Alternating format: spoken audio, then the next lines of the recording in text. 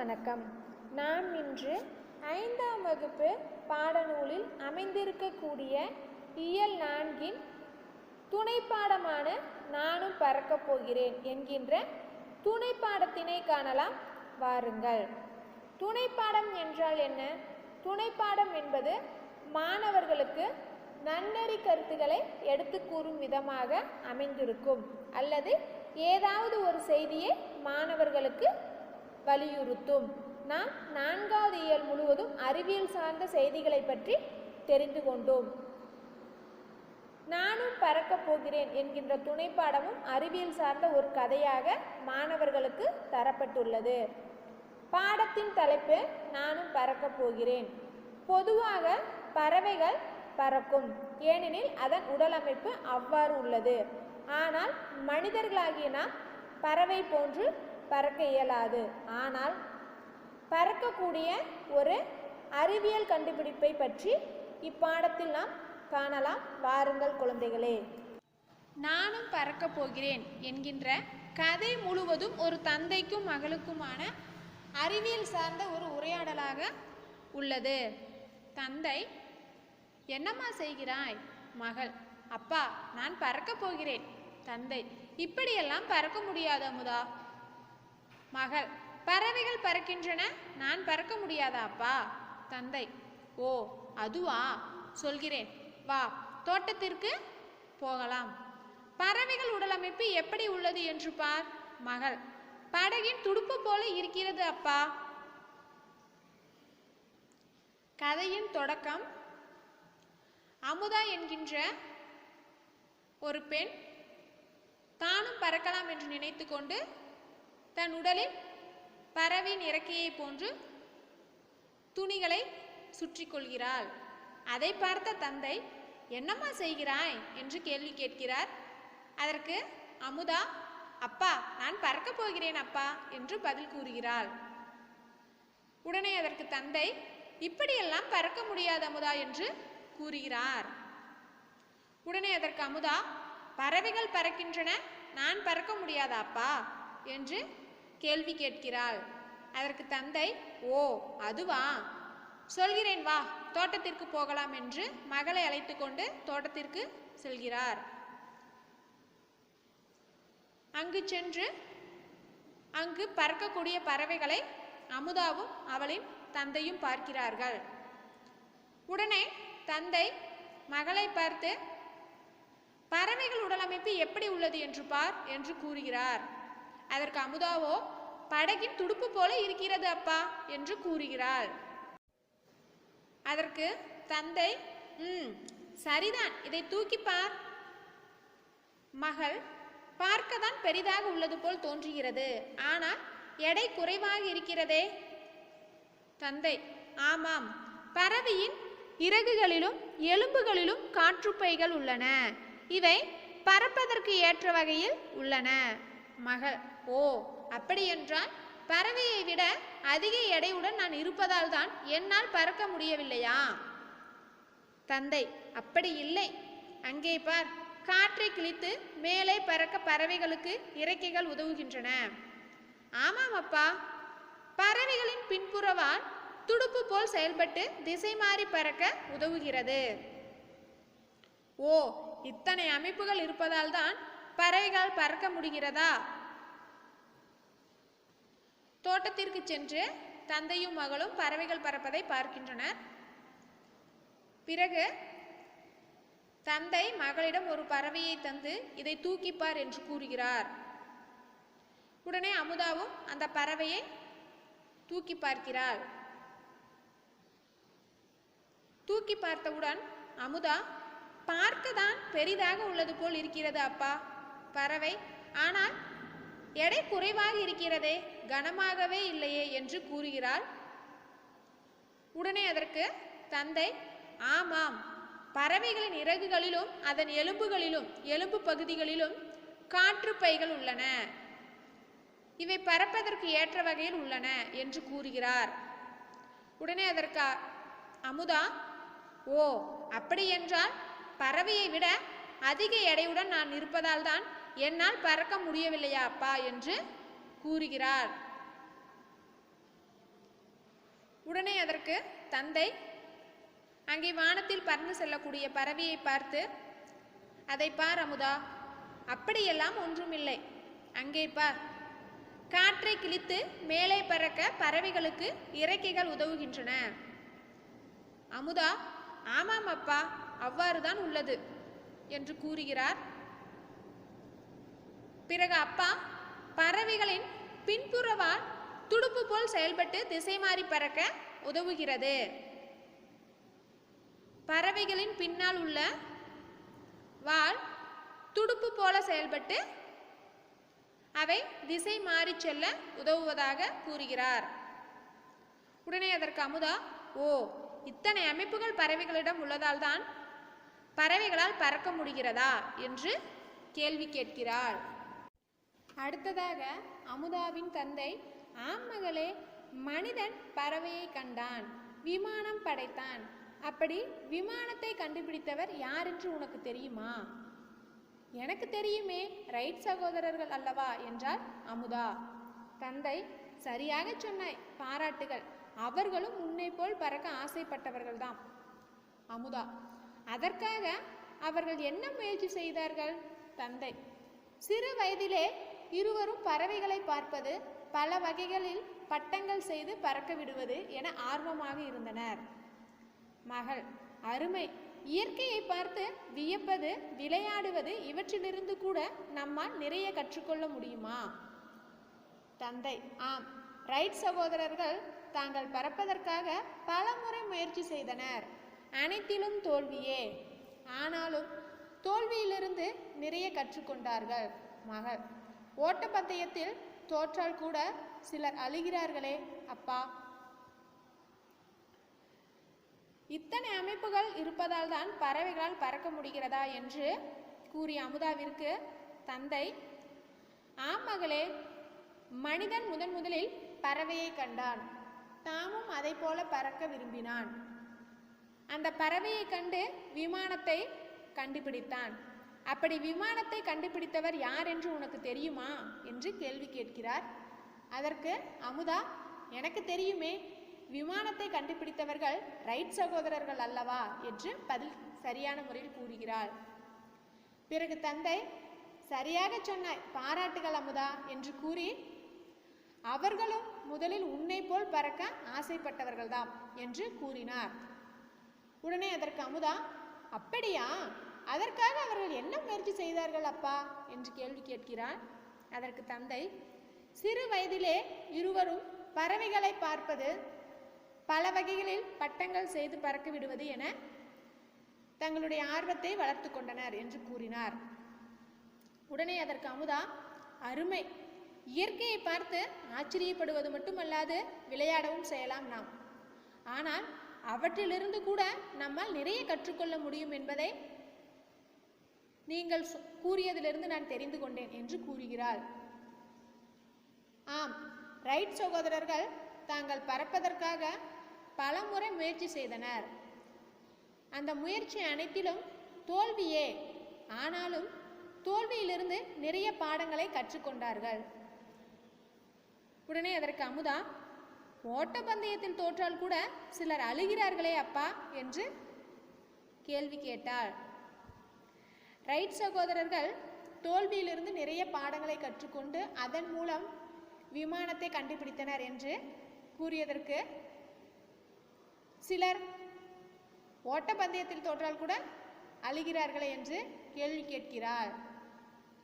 அதற்கு அவளின் அப்பா, தோல்விதான் வெற்றியின் முதல் படி என்பதை ரைட் சகோதரர்கள் மூலம் அமுதாவிற்கு கூறுகிறார். அடுத்ததாக, ஆம், நாம் எதிலும் தொடர்ந்து முயற்சி செய்தால் கட்டாயம் ஒரு நாள் வெற்றி பெறலாம் என்றார். மகள், அப்போ ரைட் சகோதரர்கள் இதில் எப்படி வெற்றி பெற்றார்கள்? அப்பா, அவர்கள் செய்த முயற்சிகளில் உள்ள குறைகளை சரி செய்து கொண்டே வந்தார்கள். ஒரு நாள் பறப்பதற்கான கருவியை கண்டுபிடித்து விட்டார்கள். மகள், அது எப்போது நடந்தது?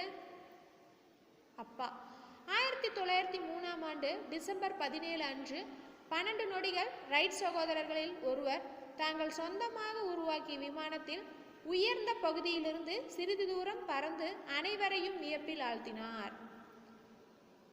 மகள்: நானும் கூட அப்படி ஒரு நாள் பறந்து காட்டுவேன், மேலும் சாதனைகள் படைப்பேன் அப்பா. தந்தை: நல்லது, முயற்சி செய் என்றார். தந்தை: நாம் எதிலும் தொடர்ந்து முயற்சி செய்து கொண்டே இருந்தால் கட்டாயம் ஒரு நாள் வெற்றி கனியை பறிக்கலாம் என்று அமுதாவிற்கு வெற்றி பெறுவதற்கான வழியை கூறுகிறார். உடனே அதற்கு அமுதா: அப்போ ரைட் சகோதரர்கள் இதில் எப்படி வெற்றி பெற்றார்கள் என்று கேள்வி கேட்கிறார். அதற்கு அவளின் தந்தை: அவர்கள் செய்த முயற்சிகளில் உள்ள குறைகளையும் தவறுகளையும் சரி செய்து கொண்டே வந்தார்கள் இருவரும். ஒரு நாள் பறப்பதற்கான கருவியை, அதாவது விமானத்தை கண்டுபிடித்து விட்டார்கள் என்று கூறினார். உடனே அது எப்போது நடந்தது அப்பா என்று கேள்வி கேட்கிறார். அதற்கு தந்தை: 1903 டிசம்பர் 17 அன்று 12 நொடிகள் ரைட் சகோதரர்களில் ஒருவர் அவர்கள் சொந்தமாக உருவாக்கிய விமானத்தில் உயர்ந்த பகுதியிலிருந்து சிறிது தூரம் பறந்து அனைவரையும் ஆச்சரியத்தில் ஆழ்த்தினார் என்று கூறுகிறார். இதை கேட்ட அமுதா: நானும் கூட அப்படி ஒரு நாள் பறந்து காட்டுவேன், மேலும் இதுபோல சாதனைகள் பல படைப்பேன் என்று கூறுகிறாள். உடனே அதற்கு அவளின் தந்தை: நல்லது, முயற்சி செய் என்று கூறுகிறார். மீண்டும் ஒரு முறை பாடத்தை சுருக்கமாக காணலாம். அமுதா பறவையை பார்த்து நாமும் அவ்வாறு பறக்கலாம் என்று எண்ணி துணியை இறக்கையைப் போல தன் உடலில் சுற்றி கொண்டு பறக்க ஆசைப்படுகிறாள். அதை பார்த்து அவளின் அப்பா: என்னம்மா செய்து கொண்டிருக்கிறாய் என்று கேட்கிறார். பறவைகள் பறப்பது போல நானும் பறக்கப் போகிறேன் அப்பா என்று கூறுகிறாள். அவ்வாறு எல்லாம் நம்மால் பறக்க இயலாது என்று கூறி தோட்டத்திற்கு அழைத்து சென்று பறவையின் உடலமைப்பை பற்றியும் அது ஏன் பறக்கிறது, எப்படி பறக்கிறது என்பதை பற்றியும் விளக்கமாக அமுதாவிற்கு கூறுகிறார். பறவையின் இறகுகளிலும் எலும்புகளிலும் காற்றுப்பைகள் உள்ளன, அது பறப்பதற்கு ஏற்ற வகையில் உள்ளன என்பதையும், பறவைகளின் பின்புறவால் துடுப்பு போல செயல்பட்டு திசை மாறி பறக்க உதவுகிறது என்றும் கூறுகிறார். பிறகு மனிதன் பறவையை கண்டுதான் விமானத்தை கண்டுபிடித்தான், அந்த விமானத்தை கண்டுபிடித்தவர்கள் ரைட் சகோதரர்கள் என்றும், அந்த ரைட் சகோதரர்கள் சிறு வயதிலேயே உன்னை போன்று பறக்க ஆசைப்பட்டு பல முறை முயற்சி செய்து பறக்க முடியாமல் தோல்வியை தழுவினர். பிறகு தொடர்ந்து முயற்சி செய்து கொண்டே இருந்து ஒரு நாள் பறக்கும் விமானத்தை கண்டுபிடித்து அதை மற்றவர்களுக்கு செய்தும் காட்டினர் என்று கூறுகிறார். இதை கேட்ட அமுதா: நானும் அப்படி ஒரு நாள் பறந்து காட்டுவேன், அவர்களைப் போல சாதனை செய்வேன் என்று கூறுகிறாள். இக்கதையின் மூலம் நாம் பறவையை கண்டு அதன் மூலம் விமானத்தை கண்டுபிடித்த ரைட் சகோதரர்கள் பற்றியும் அவர்கள் செய்த முயற்சிகள் பற்றியும் தெரிந்து கொண்டோம். நாமும் இதுபோல சிறு வயதிலிருந்தே ஏதாவது ஒரு அறிவியல் கண்டுபிடிப்பை செய்வதற்கான முயற்சியை செய்ய வேண்டும் என்பதை இப்பாடம் நமக்கு உணர்த்துகிறது. அடுத்ததாக நானும் பறக்கப் போகிறேன் என்ற கதையில் தரப்பட்டுள்ள கற்பவை கற்றபின் பாடத்தை கற்றதன் மூலம் நாம் தெரிந்து கொண்ட செய்திகள். ரைட் சகோதரர்கள் விமானத்தை கண்டுபிடிக்க என்னென்ன முயற்சிகளை மேற்கொண்டனர் என்பதை நூலகத்தில் தேடி படித்தல் வேண்டும். மாணவர்கள், நீங்களே கண்டறிந்த எளிய கண்டுபிடிப்பை விளக்கப்படமாக வரைந்து காட்டுதல். அடுத்ததாக இருப்பது எவரேனும் அறிவியல் அறிஞர் ஒருவரின் வாழ்வில் நடந்த நிகழ்வுகளை நாடகமாக நடித்து காட்டுக. இறுதியாக இருப்பது அறிவியல் சார்ந்த கற்பனை கதை ஒன்றை எழுதி வகுப்பில் படித்து காட்டுக. கற்பவை கற்றபின் முடிந்தது. அடுத்தது மதிப்பீடு, வினாக்களுக்கு விடையளிக்க. முதல் வினா: தன்னால் பறக்க முடியாததற்கு அமுதா கூறிய காரணம் என்ன? முதல் வினா.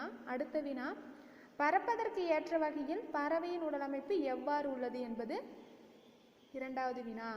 இறுதியாக உள்ள வினா: பறக்கும் விமானத்தை கண்டுபிடித்தவர்கள் யார் யார்? அடுத்தது சிந்தனை வினா. பறவைகள் போல் பறக்க முடிந்தால் நமக்கு எத்தகைய உடலமைப்பு இருக்க வேண்டும்? இவை அனைத்தும் மாணவர்கள் செய்து பார்த்தல் வேண்டும். அடுத்ததாக நாம் இந்த இயலில் பார்க்க போகும் பகுதி கற்கண்டு, அதாவது இலக்கணம். இலக்கண பகுதியில் நமக்கு தரப்பட்டுள்ள தலைப்பு மூவிட பெயர்கள் ஆகும்.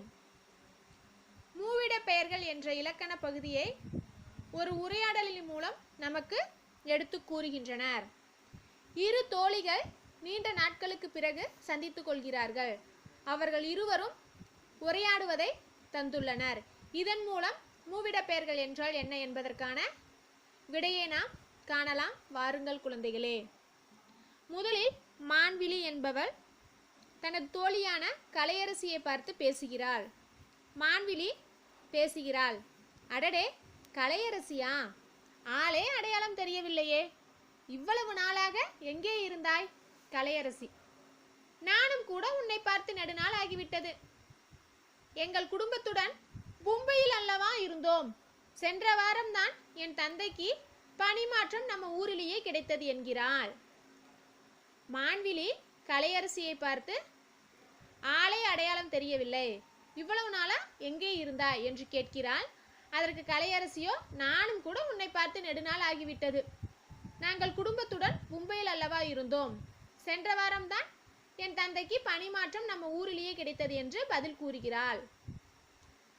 இப்பொழுது ஒரு வினா கேட்கப்பட்டுள்ளது. அது என்னவெனில், மேற்கண்ட செய்தியை படித்தீர்களா? நீங்கள் எந்த அளவிற்கு புரிந்து கொண்டீர்கள் என்று பார்க்கலாமா என்று கேட்கப்பட்டுள்ளது. உரையாடலை பற்றி கேட்கப்பட்டுள்ளது. நீங்கள் படித்த செய்தி என்ன வடிவத்தில் உள்ளது? நான் படித்த செய்தி உரையாடல் வடிவத்தில் உள்ளது. நீங்கள் படித்த பகுதியில் பேசுபவர் யார், கேட்பவர் யார்? பேசுபவர் மான்விழி, கேட்பவர் கலையரசி. இருவரும் என்ன பேசுகிறார்கள்? இருவரும் நெடுநாள் கழித்து ஒருவரை ஒருவர் பார்த்து கொள்வது குறித்து பேசுகின்றனர். இரு தோழிகள் நெடுநாட்களுக்கு பிறகு சந்தித்துக் கொள்கிறார்கள். அவர்களின் உரையாடலின் மூலம் சில கேள்விகள் கேட்கப்படுகிறது. இங்கு பேசுபவர் யார், கேட்பவர் யார்?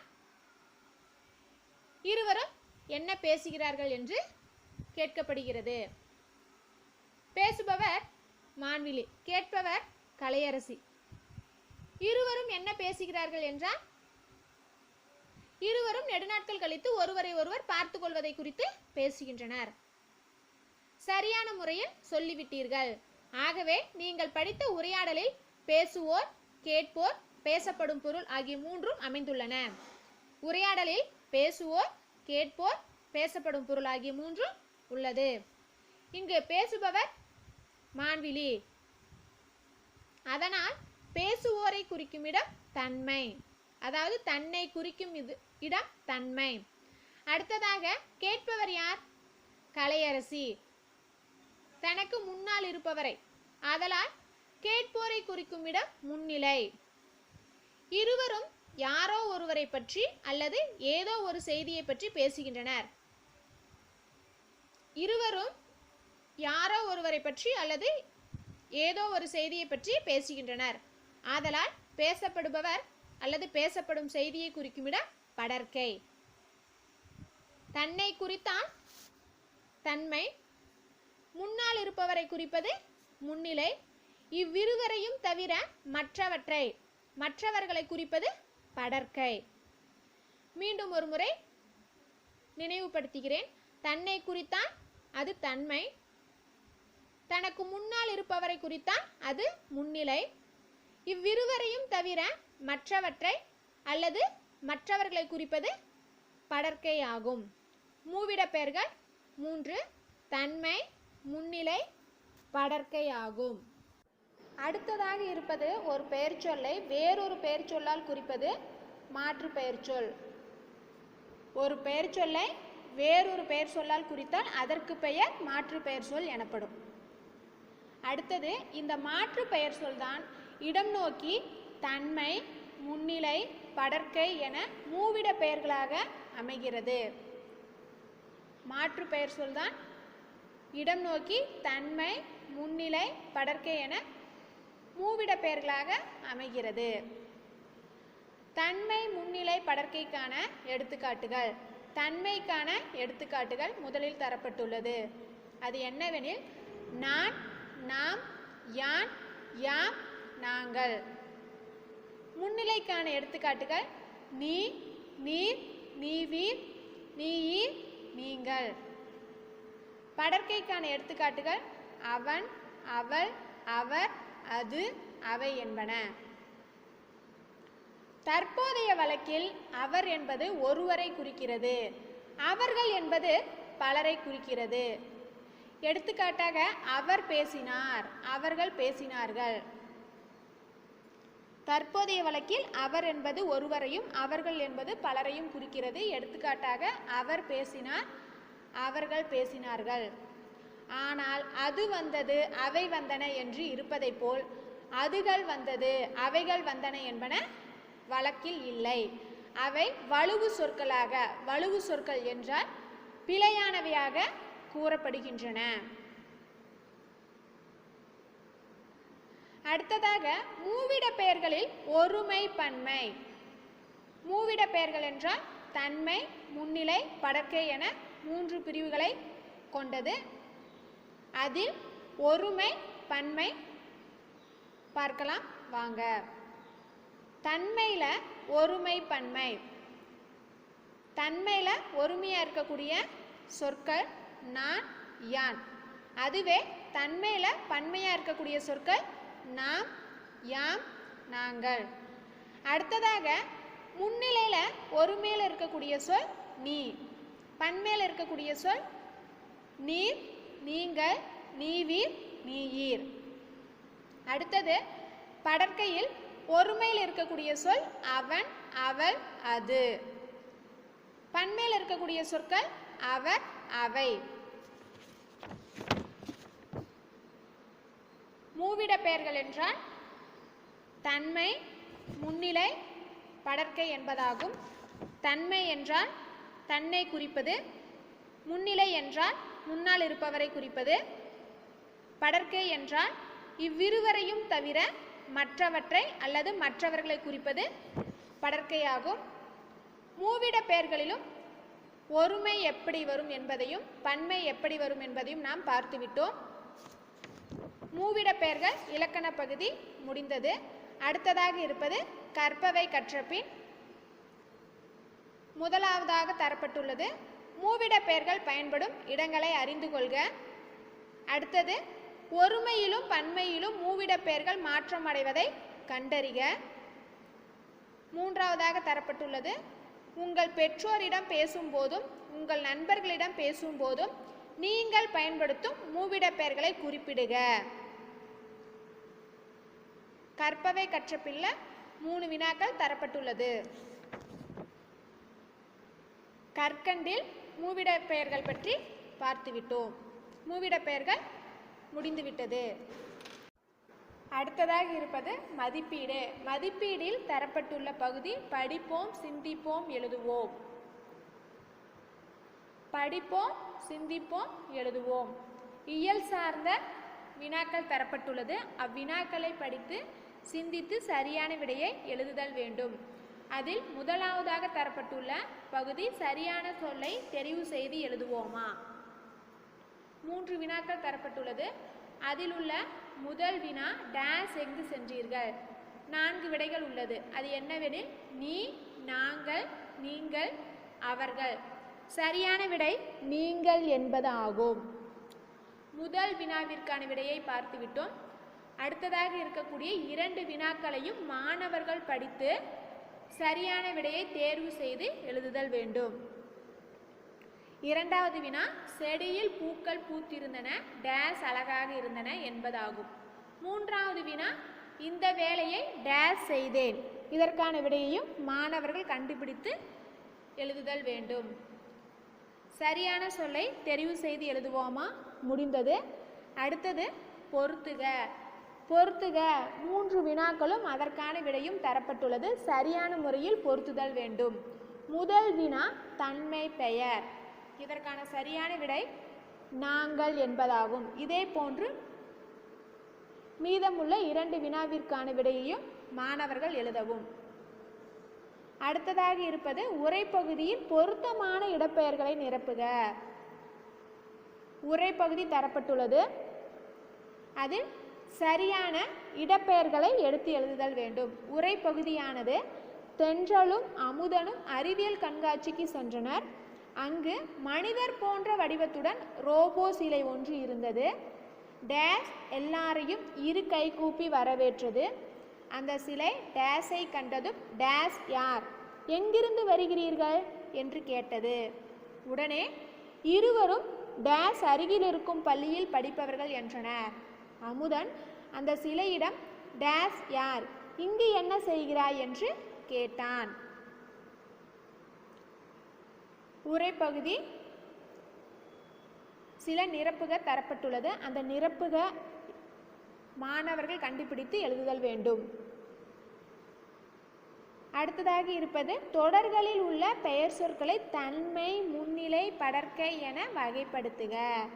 5 தொடர்கள் தரப்பட்டுள்ளது. அதில் உள்ள பெயர் சொற்களில் தன்மை, முன்னிலை, படர்க்கையை கண்டுபிடித்து எழுதுதல் வேண்டும்.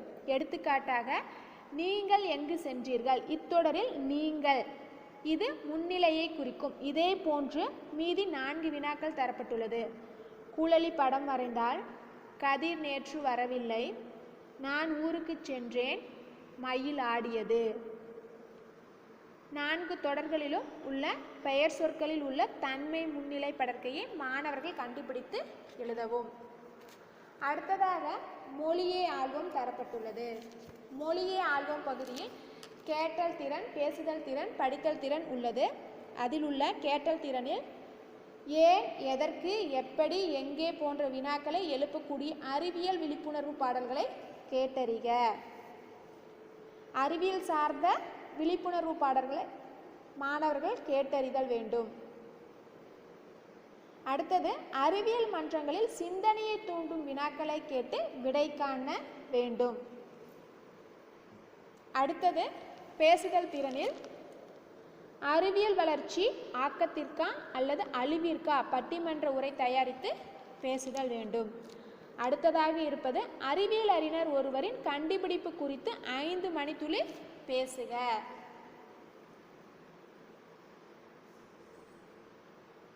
அடுத்தது படித்தல் திறனில் அறிவியல் சார்ந்த நூல்களை நூலகத்தில் தேடி படித்து மகிழ்க. அடுத்தது நீங்கள் விரும்பி படித்த அறிவியல் புனைக்கதை ஒன்றை வகுப்பில் கூறுக. படித்தல் திறன் நிறைவடைந்தது. மொழியே ஆல்பம் பகுதியில் தரப்பட்டுள்ள கேட்டல் திறன், பேசுதல் திறன், படித்தல் திறன்களை மாணவர்கள் செய்யவும். அடுத்ததாக சொல்ல கேட்டு எழுதுக. 3 சொற்றொடர்கள் தரப்பட்டுள்ளது. அச்சொற்றொடர்களை மாணவர்கள் எழுதி பார்க்கவும். முதல் சொற்றொடர் பறவைகள் பறக்கின்றன. இரண்டாவது சொற்றொடர் ரோஜாப்பூ சிவப்பு நிறத்தில் உள்ளது. மூன்றாவது சொற்றொடர் கடலில் அலைகள் தோன்றுகின்றன. 3 சொற்றொடர்கள் உள்ளது. மாணவர்கள் எழுதுதல் வேண்டும். அடுத்ததாக இருப்பது தொடரில் அமைத்து எழுதுக. 5 சொற்கள் தரப்பட்டுள்ளது. 5 சொற்களையும் மாணவர்கள் தொடரில் அமைத்து எழுதுதல் வேண்டும். அடுத்தது பொருத்துக. 5 வினாக்களும் அதற்கான விடையையும் தந்துள்ளனர். சரியான விடையை எடுத்து பொருத்துதல் வேண்டும். அடுத்ததாக இருப்பது உரைப்பகுதியை படித்து வினாக்களுக்கு விடை எழுதுக. ஒரு பத்தி தரப்பட்டுள்ளது. அந்த பத்தியை படித்து அந்த பத்தி தொடர்புடைய வினாக்களுக்கு சரியான முறையில் விடையை கண்டுபிடித்து எழுதுதல் வேண்டும். பத்தி தொழிற்சாலைகளிலிருந்து வெளியேறும் புகை மூலம் வானத்தில் நைட்ரஜன் ஆக்சைடுகள் அதிகரிக்கின்றன. தொழிற்சாலைகள் மிகுந்துள்ள நாடுகளிலும் மோட்டார் போக்குவரத்து அதிகமாக உள்ள பிரதேசங்களிலும் அமிலமழை அதிகமாக பெய்வதாக கண்டறிந்துள்ளனர். நிலப்பரப்பில் கால்சியம் கார்பனேட் 10 மில்லிகிராமுக்கு குறைவாக இருந்தால் அந்த நிலப்பரப்பில் அமிலமழையின் பாதிப்பு அதிகமாக இருக்கிறது.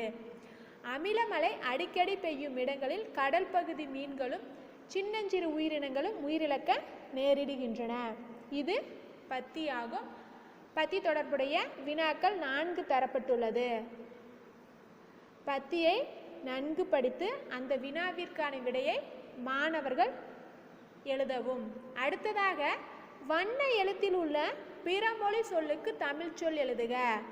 5 சொற்றொடர்கள் தரப்பட்டுள்ளது. அந்த 5 சொற்றொடர்களிலும் ஒவ்வொரு சொற்றொடரிலும் வண்ண எழுத்தில் உள்ள ஒரு சொல் தரப்பட்டுள்ளது. அது பிறமொழி சொல்லாகும். அந்த பிறமொழி சொல்லுக்கான சரியான தமிழ் சொல்லை மாணவர்கள் கண்டுபிடித்து எழுதவும். முதல் சொற்றொடர் நான் தபால் நிலையத்திற்கு சென்றேன். இதில் தபால் என்ற சொல் பிறமொழி சொல், வண்ண எழுத்தில் உள்ளது. இதற்கு சரியான தமிழ் சொல் அஞ்சல் நிலையம் ஆகும். இதே போன்று மீதி உள்ள 4 சொற்றொடர்களிலும் உள்ள பிறமொழி சொல்லுக்கான தமிழ் சொல்லை கண்டறிந்து எழுதுக. அடுத்தது பாடலை நிறைவு செய்க. பாடல் 4 வரிகள் தரப்பட்டுள்ளது. படங்கள் 4 தரப்பட்டுள்ளது. படங்கள் தொடர்புடைய பாடல் வரிகளை எழுதி பாடலை நாம் நிறைவு செய்தல் வேண்டும். பாடல் செடிகள் நாளும் வளருதே ஏன் ஏன் ஏன், பனிமலை உருகி போகுதே ஏன் ஏன் ஏன். 4 வரிகள் தரப்பட்டுள்ளது. மீதி உள்ள வரிகளை தரப்பட்டுள்ள படங்களை கொண்டு எழுதி நிறைவு செய்க. அடுத்ததாக இருக்கக்கூடிய பகுதி மொழியோடு விளையாடு. ஒரே ஓசையில் முடியும் பெயர்களை கொண்ட படங்களை இணைக்க. ஒரே ஓசை கொண்ட படங்கள் 9 தரப்பட்டுள்ளது. அது என்னவெனில் வலை, கரம், பூனை, அறம், இலை, யானை, பானை, மரம், மலை என்று 9 படங்கள் தரப்பட்டுள்ளது. இதில் ஒரே ஓசையில் முடியும் படங்களை நாம் பொருத்துதல் வேண்டும். எடுத்துக்காட்டாக வலை, இலை, மலை 3 ஒரே ஓசையில் முடியக்கூடிய படங்கள். மீதி உள்ள 6 படங்களையும் ஒரே ஓசையில் முடியும் படங்களை இணைத்தல் வேண்டும். அடுத்ததாக இருப்பது சொல்லிலிருந்து புதிய சொற்களை உருவாக்குவோம். சொல்லிலிருந்து புதிய சொல்லை உருவாக்குவோம். கொடுக்கப்பட்டுள்ள சொல் பட்டுக்கோட்டை. இந்த சொல்லில் உள்ள எழுத்துக்களை கொண்டு புதிய சொற்களை உருவாக்குதல் வேண்டும். எடுத்துக்காட்டு பா இட்டு பட்டு. ஒரு சொல் புதிதாக உருவாக்கிவிட்டோம். இதே போன்று மீதி உள்ள எழுத்துக்களை மாற்றி புதிய சொற்களை உருவாக்குதல் வேண்டும். அடுத்ததாக இருப்பது குறிப்புகளை படித்து விடை கண்டறிக. குறிப்புகளை படித்து விடை கண்டறிக. அட்டவணை தரப்பட்டுள்ளது. அட்டவணையில் ஒவ்வொரு கட்டத்திலும் ஒவ்வொரு எழுத்தானது தரப்பட்டுள்ளது. அந்த எழுத்துக்களை இணைத்து கீழுள்ள வினாவிற்கான விடையாக கொண்டு வரவும். எடுத்துக்காட்டாக பறக்க விட்டு மகிழ்வோம் என்பது வினா. இதற்கு சரியான விடை பட்டம். இதுபோன்று மீதி 9 வினாக்கள் தரப்பட்டுள்ளது. அந்த 9 வினாவிற்கான விடையும் கட்டத்தில் உள்ளது. அதை மாணவர்கள் கண்டுபிடித்து சரியான விடையை எடுத்து எழுதுதல் வேண்டும்.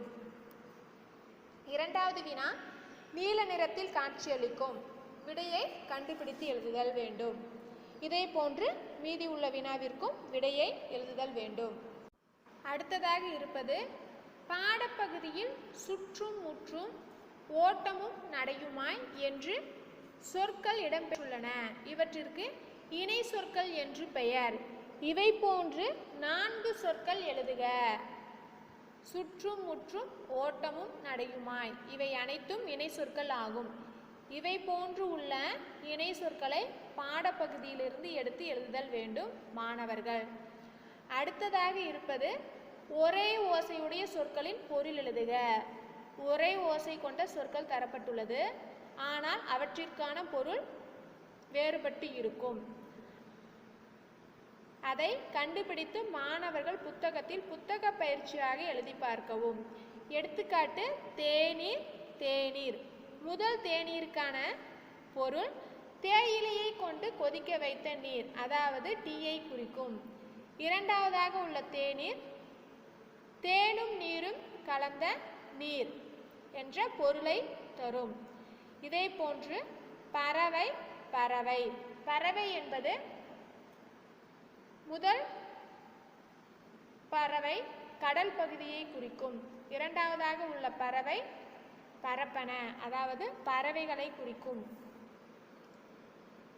அடுத்தது கோரல், கோரல். அடுத்து வண்ணம், வண்ணம். இறுதியாக இருப்பது எதிரொலி, எதிரொலி. இந்த சொல்லிற்கான பொருளை எழுதுதல் வேண்டும்.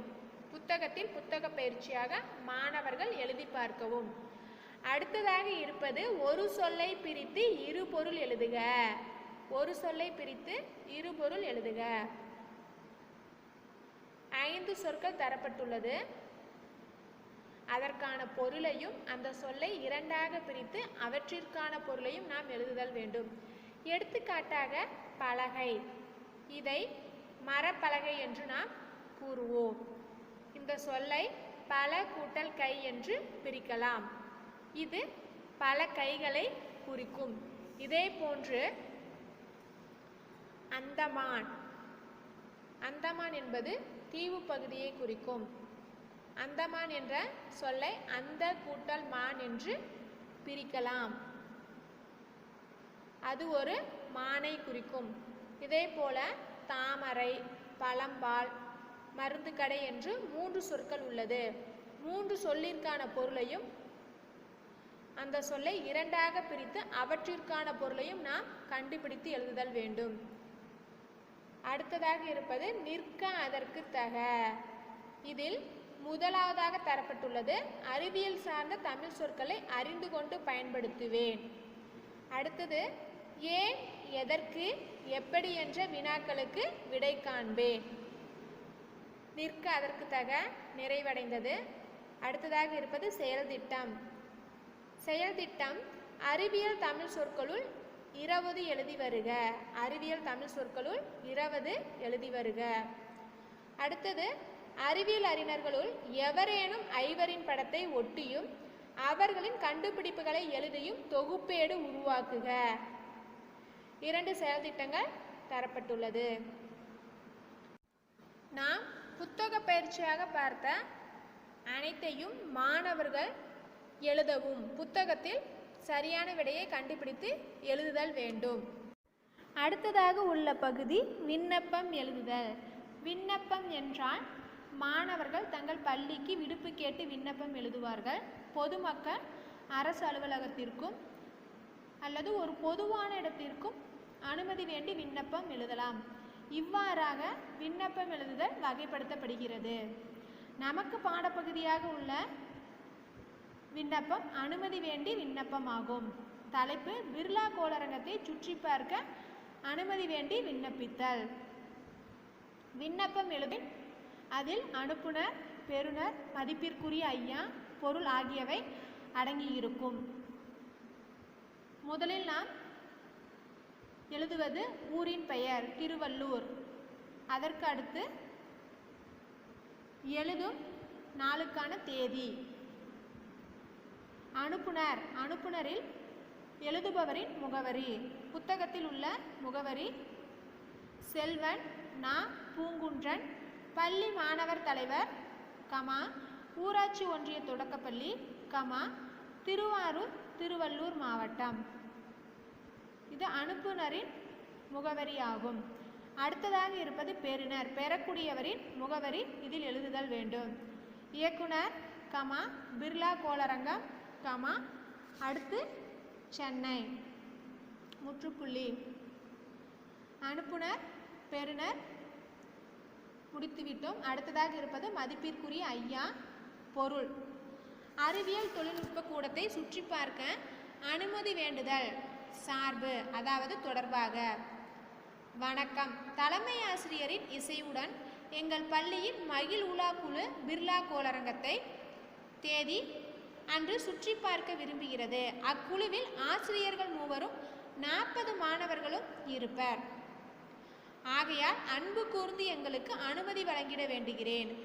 அறிவியல் தொழில்நுட்பம் சார்ந்த கருத்துக்களை விளக்குவதற்கு அலுவலர் ஒருவரையும் ஏற்பாடு செய்யுமாறு பணிவுடன் வேண்டுகிறேன். தங்கள் உண்மையுள்ள செல்வன் நா. பூங்குன்றன், ஊராட்சி ஒன்றிய தொடக்கப்பள்ளி, திருவூர். இது புத்தகத்தில் தரப்பட்டுள்ள விண்ணப்பமாகும். இதே போன்று பள்ளி ஆசிரியருக்கு, வகுப்பு ஆசிரியருக்கு மாணவர்கள் ஒரு விடுப்பு விண்ணப்பம் எழுதுதல் வேண்டும்.